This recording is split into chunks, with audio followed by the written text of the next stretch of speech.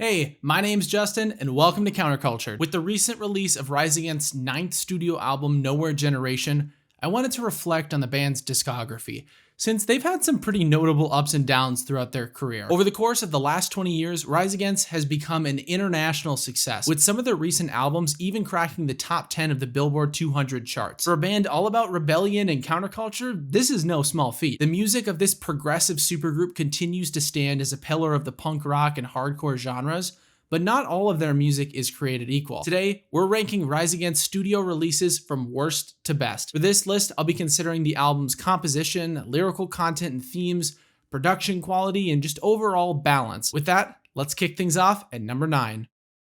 Released in 2017, Wolves takes the bottom spot on this list. While the album was met with praise from some critics on release, it just doesn't hold up against much of the music that comes before it. At 40 minutes and 4 seconds with only 11 songs, this album leaves a lot to be desired, both in terms of musical content and sheer volume of music. Wolves was supposed to have 2 additional hardcore-inspired songs on release, but the lyrics were incomplete at the time of recording, and those songs had to be pushed back for the Best Buy Deluxe Edition.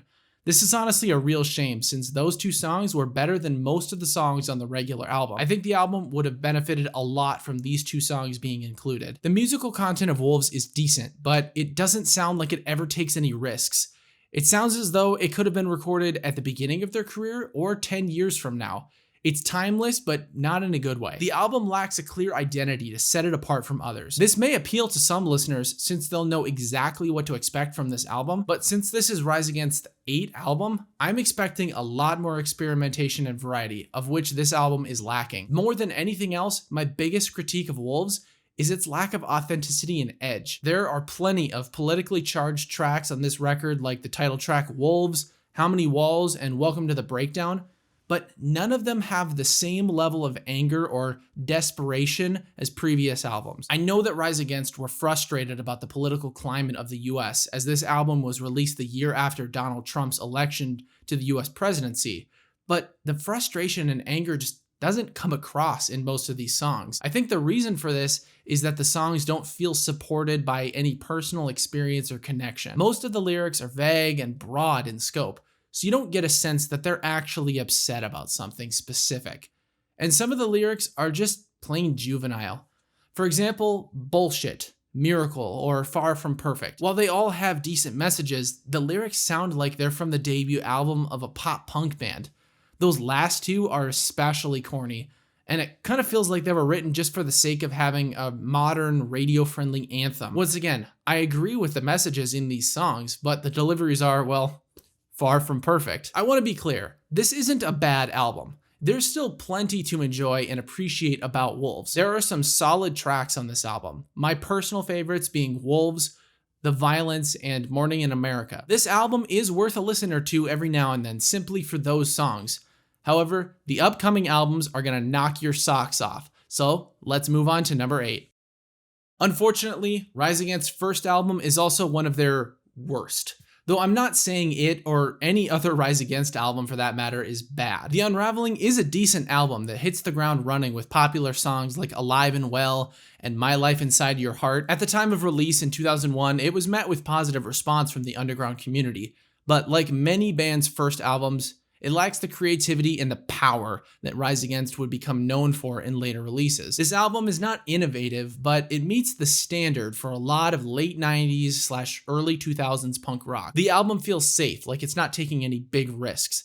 This is not so much a problem for an early album like The Unraveling, but as I mentioned with the previous entry on the list, Wolves, it's a much bigger problem when you're getting into the later discography of a band, and they're still not taking any risks. The Unraveling clocks in at 36 minutes and 40 seconds with 16 tracks in total. Not an uncommon ratio for hardcore punk bands.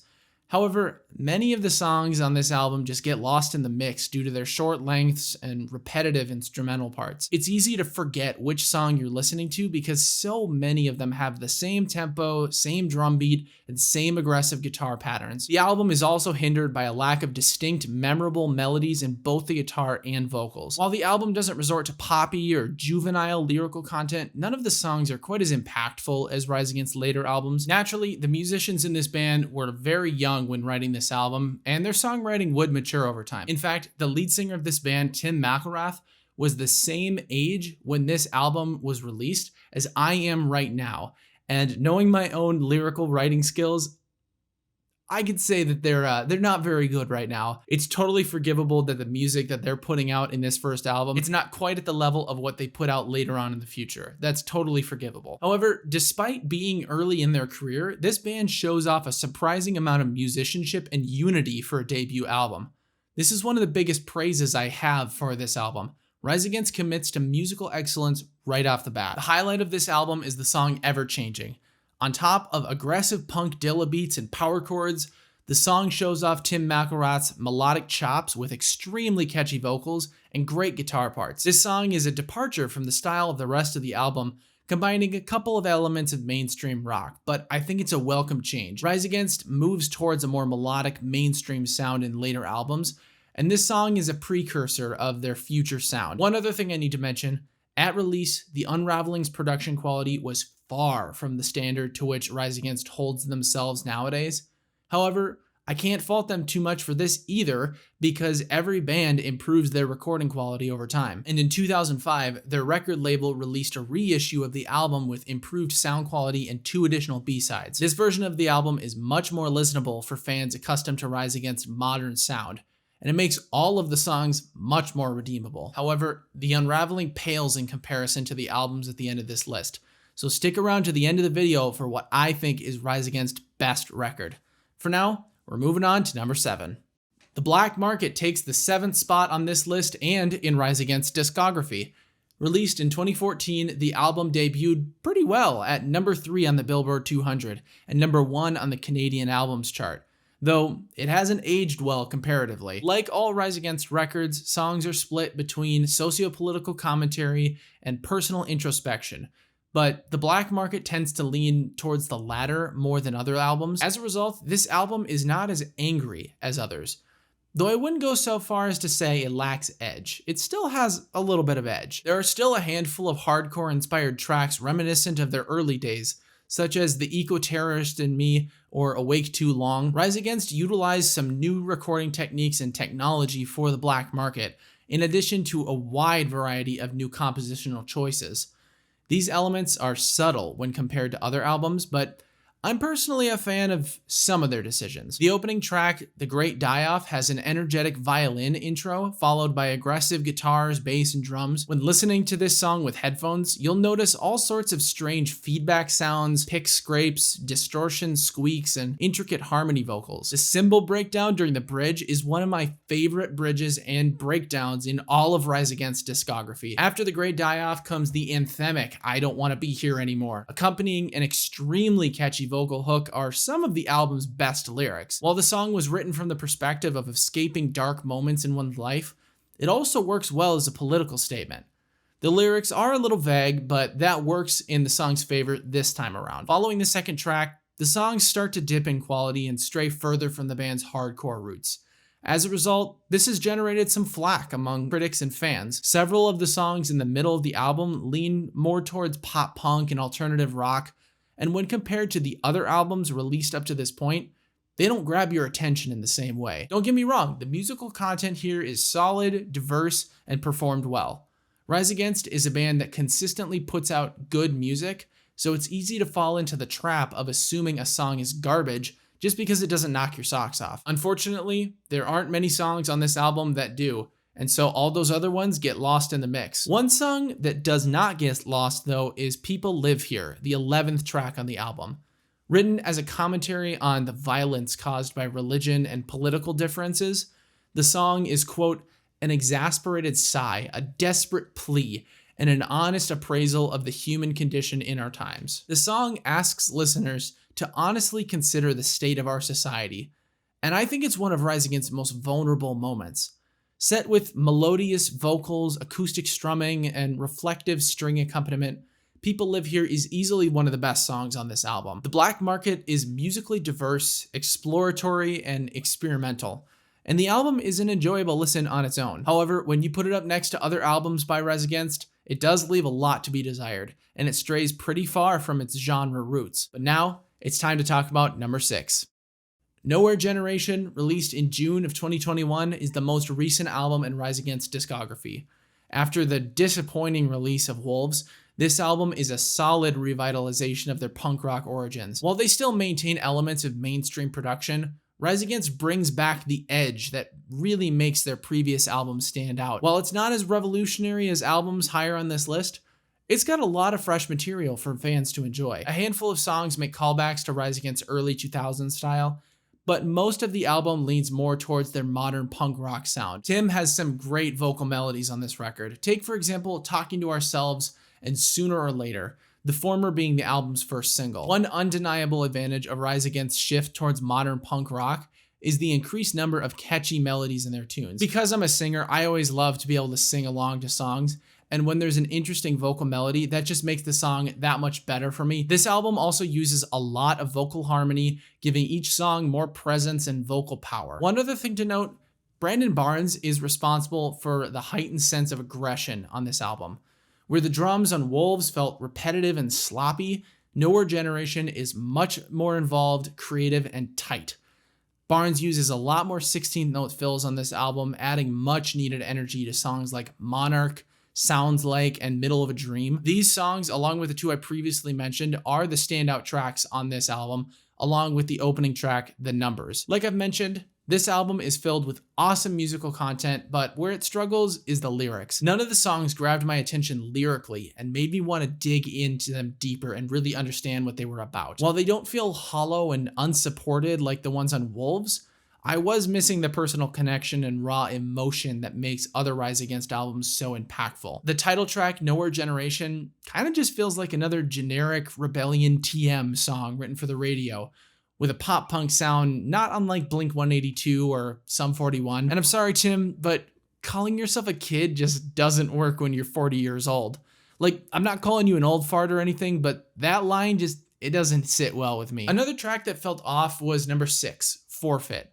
The song is an acoustic power ballad, kind of inspired after some of their previous acoustic ballads, but it feels a little too poppy for me. It feels like a cover of a regular Rise Against song, like the tracks on the Ghost Note symphonies. While I'm normally a fan of Rise Against slowing things down, as it's usually a good aural break from their loud, aggressive writing, I think Forfeit would have worked better as a typical hardcore punk track. The acoustic instrumentals, they just feel imbalanced compared to Tim's full power, full chest voice melody. A full band power ballad would have matched the vocal performance pretty well, I think, potentially boosting this album's quality that much higher. Nowhere Generation is a definite improvement from the lackluster performance of Wolves and the style departures in the Black Market, but it's still not quite as good as other albums in their discography. Only time will tell if this album ages better than some of its most recent predecessors. But for now, let's go to the next entry on this list, number 5.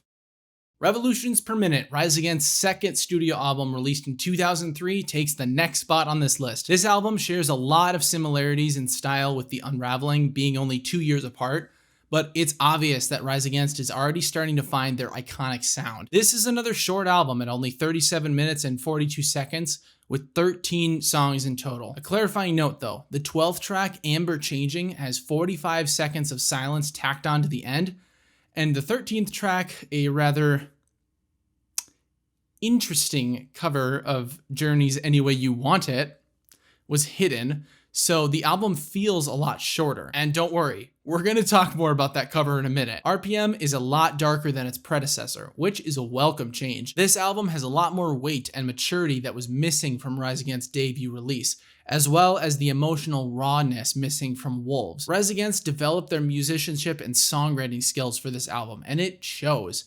They experimented a lot, leading to one of Rise Against's first big hits, Like the Angel. This song has modern punk rock guitar and drum parts, balanced very well with Macarat's thoughtful lyrics and raw vocals. Other songs like Heaven Knows and Blood Red, White, and Blue are other standouts on the album for the musical choices. The latter one is especially distinct for its smooth legato vocal line in the chorus, which contrasts very nicely with the aggressive rhythm section throughout the rest of the song. And don't worry, there are more typical hardcore style songs on this album like Black Masks and Gasoline or Torches for fans of Rise Against earlier sound. Unfortunately, this album does fall a little flat in one area: individual song identity. The album has a solid overall cohesion, but several of the songs don't hold up well under individual scrutiny. Rise Against nailed the tone and mood of this album, but as a result, there are a few filler songs here and there that tend to blend together for me. The songs I just listed are the strongest tracks on the album in my opinion, and everything just feels a little lackluster in comparison. The album is worth listening to as a self-contained unit from start to finish. It takes you on a great emotional journey, but after you're done, you're only going to remember a select few songs. One thing that's undeniable about this album and has helped it earn the 7th spot on this list is RPM's contribution to the popularity of melodic hardcore. Rise Against was one of the pioneers of this subgenre, with this album leading the way.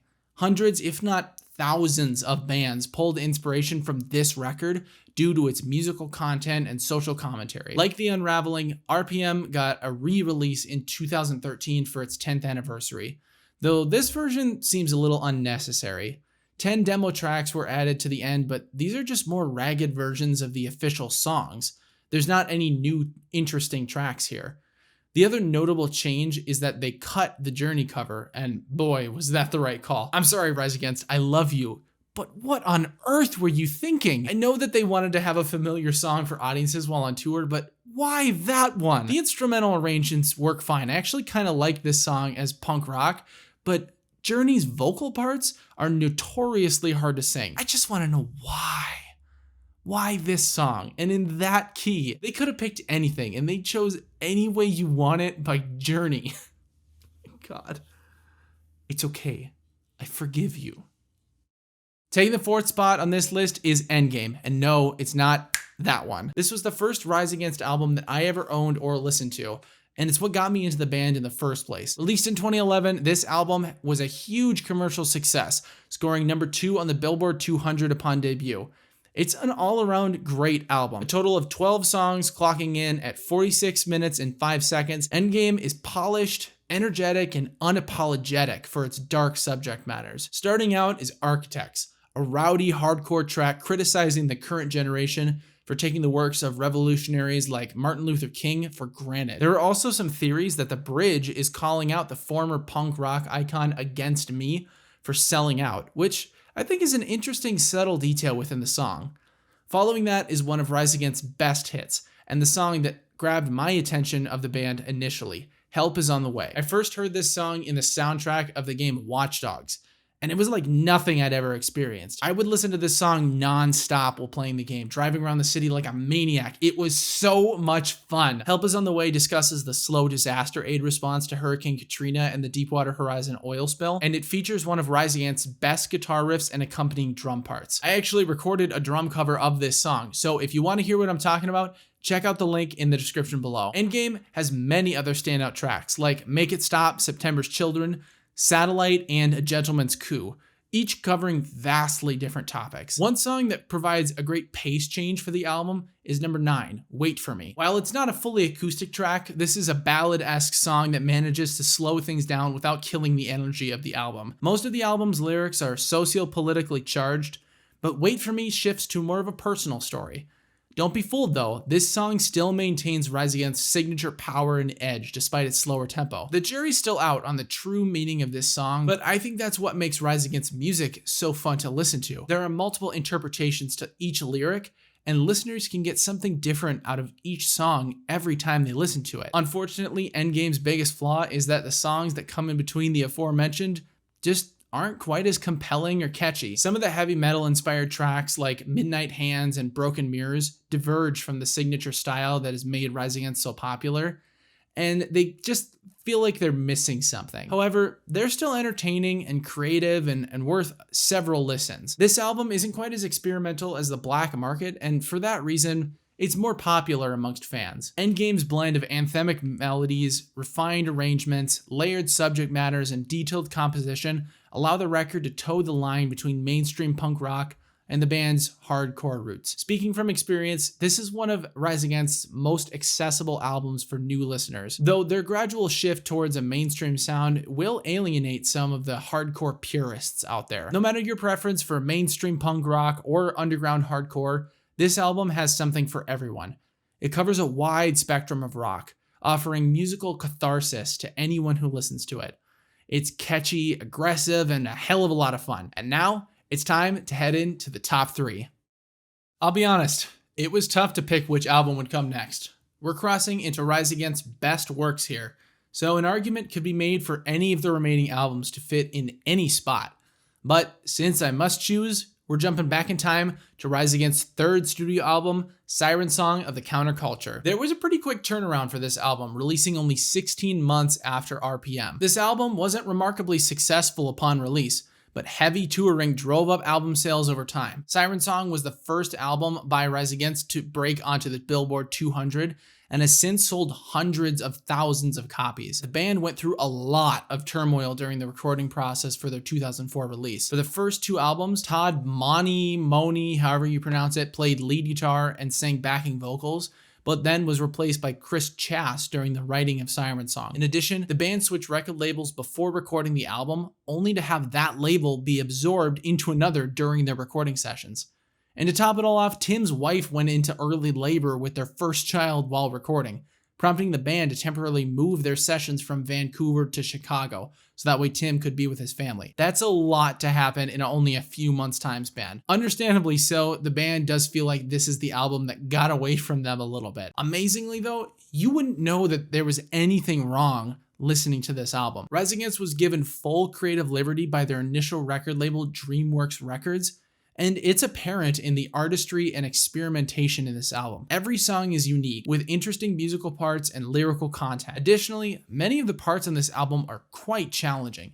The musicians pushed themselves, and it creates some epic music. This is a great album for drummers especially, with Brandon Barnes really pushing the envelope on hardcore punk drumming. Your arms and legs will be burning if you play this record from top to bottom, and I highly recommend it. The album starts out with a very aggressive song called State of the Union, criticizing bureaucratic injustice and those who ignore it. This song is a little divisive, as it's probably the heaviest song Rise Against has ever written. The vocals are all screamed, and it can be a little grating if you're not accustomed to that kind of rawness in music. Following the opener is a song after song of hard-hitting guitars, powerful drums, and insightful lyrics. There are a handful of songs with similar structures or tempos on this record, but they all have detailed instrumental parts with a lot of layers. And where many albums will place their best songs at the start of the album and then kind of peter out towards the end, Siren Song only picks up steam the further in that you get. Track number 9 of 12, called Give It All, is a quintessential punk rock song and was Rise Against's first real breakout hit. Ironically, the song went unnoticed by most critics at first,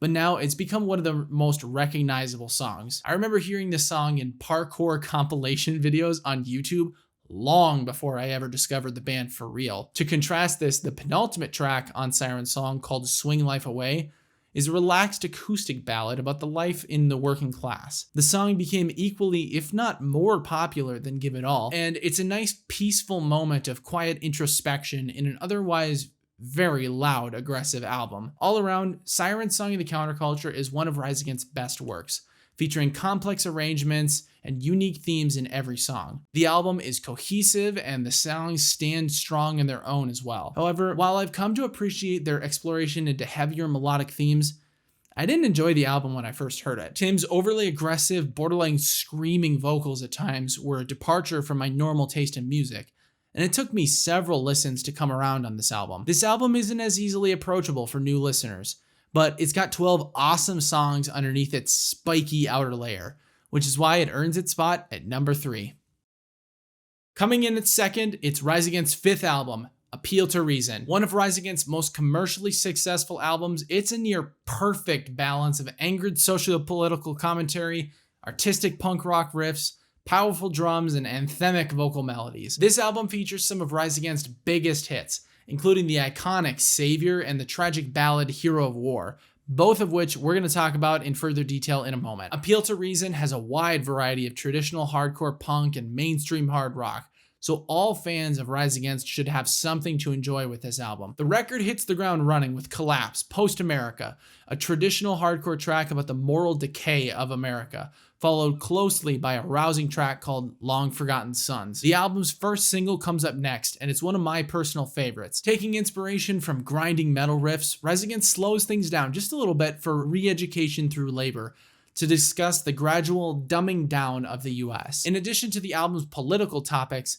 Appeal to Reason also highlights personal topics, like sacrificing things for a loved one in The Dirt Whispered, or forgiveness and broken relationships in the pop punk single Savior. The latter song has become one of Rise Against's most popular songs, with almost 450 million streams on Spotify alone. Interestingly enough, Savior is mostly nonsensical lyrics used to convey the mood of the song, rather than anything specific. My friends used to quote that first verse incessantly in high school, to the point where I got sick of the song and would skip it anytime it came on. While it's still not my favorite song, I can't deny its significance in the band's repertoire and how influential it was for other punk rock bands at the time.